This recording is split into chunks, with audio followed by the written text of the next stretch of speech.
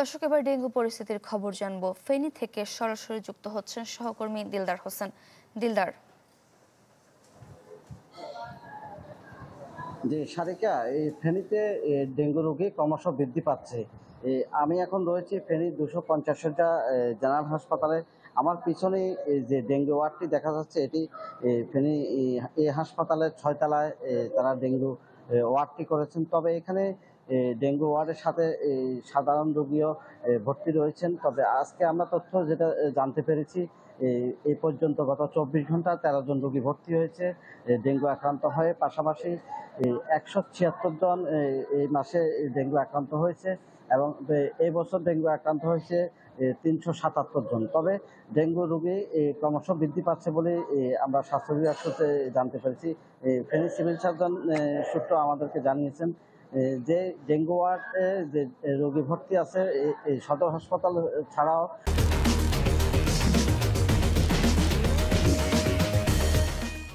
বেসরকারি হাসপাতালগুলোতে ডেঙ্গু রয়েছে, ভর্তি আছে। তবে চিকিৎসা ব্যবস্থার ক্ষেত্রে কিট পর্যাপ্ত রয়েছে।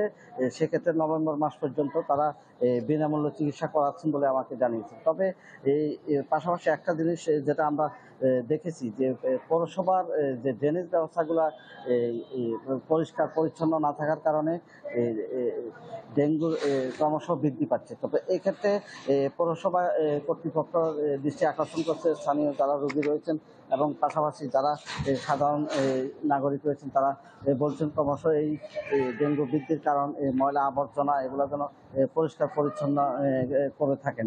সেক্ষেত্রে তারা এই পৌরবাসীর দৃষ্টি আকর্ষণ করেছেন। পাশাপাশি ডেঙ্গু আক্রান্ত যে রোগীর ক্ষেত্রে আমরা যেটা জানতে পেরেছি যে হাসপাতালে যেখানে আলাদা ওয়ার্ড প্রতি বছর আমরা দেখেছি আলাদা ওয়ার্ড করা হয়, কিন্তু আসলে এখানে একাত্রে দেওয়ার কারণে 6 তলায় দেওয়ার কারণে রোগীরা একটু অস্বস্তি বোধ করছেন। আর পাশাপাশি ডেঙ্গু আক্রান্ত যারা হয়েছেন জেলাতে বেশিরভাগ আমরা খবর পেয়েছি তারা বাসা বাড়িতে চিকিৎসা সেবাটা নিচ্ছেন। তাতে করে হাসপাতালে রোগীর সংখ্যাটা কম দেখা গেলেও কিন্তু ফেনীতে ডেঙ্গু আক্রান্ত রোগী রয়েছে। তবে দিলদার, ধন্যবাদ আপনাকে। দর্শক, ফেনী থেকে ডেঙ্গু পরিস্থিতির খবর জানছিলাম।